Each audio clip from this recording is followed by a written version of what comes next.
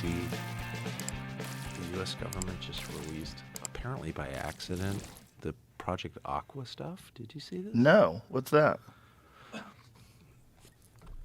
This is crazy. Yeah, I guess we're rolling. Are we rolling? Yeah. I can wait so we can. No. You can. This is just someone just sent me this. This is like Project Aqua? Yeah, hold on.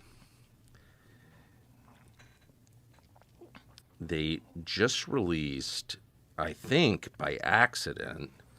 How does that happen? It's Kona Blue. You familiar with this? No. Kona Blue is it was a program that, I'm going to send this to Homeland Security, just released this. Send it to me, I'll send it to Jamie.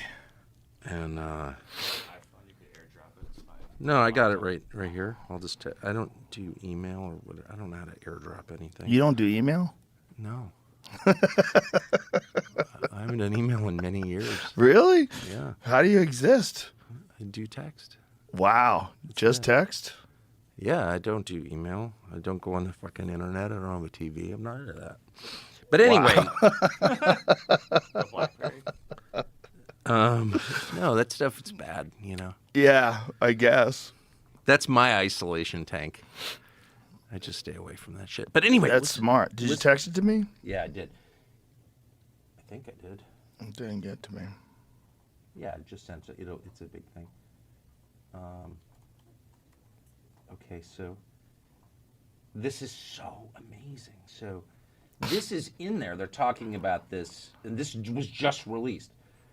Talking about setting up this program, Kona Blue. I didn't get it.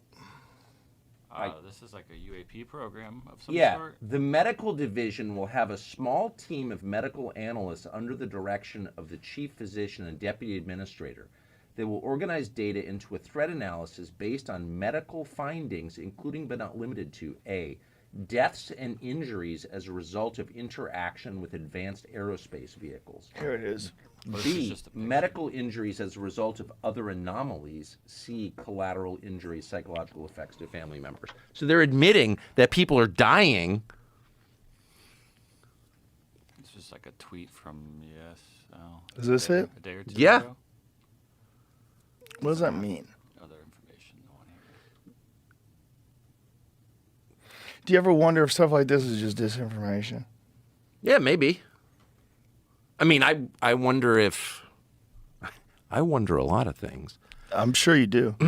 But, I would always assume that a lot of this stuff is nonsense.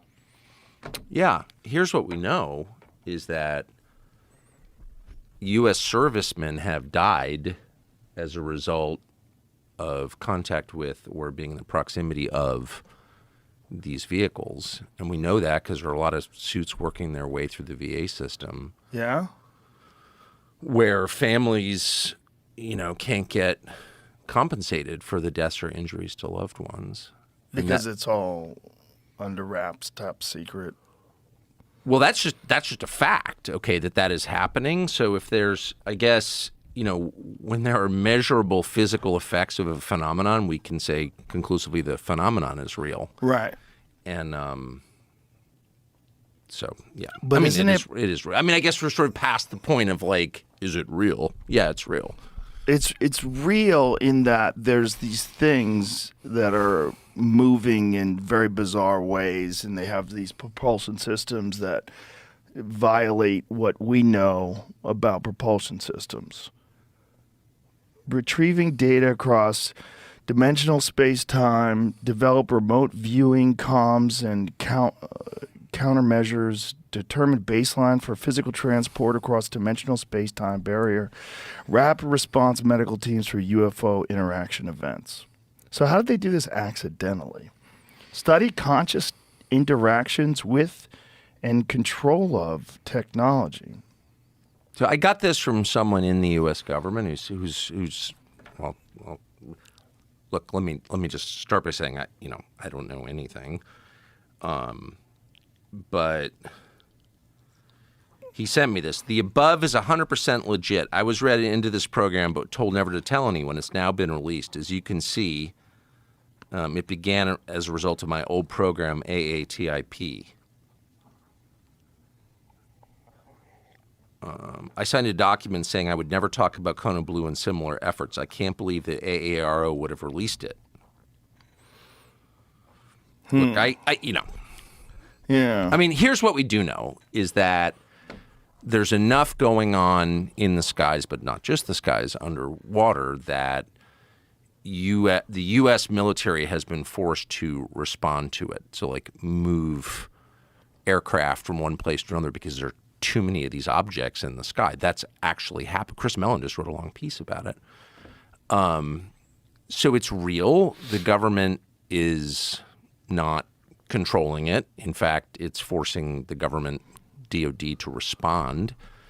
And we know that there is a real effort and has been underway for a long time to keep the public from knowing about it. But that's all known. That's established. I don't think any rational person would deny that. The question is, like, what is it actually? I mean, now is sort of the point where you have to ask, like, what is this? And, so that's the How much of it do you conversation. think is ours? Well, none of it's ours. None of it.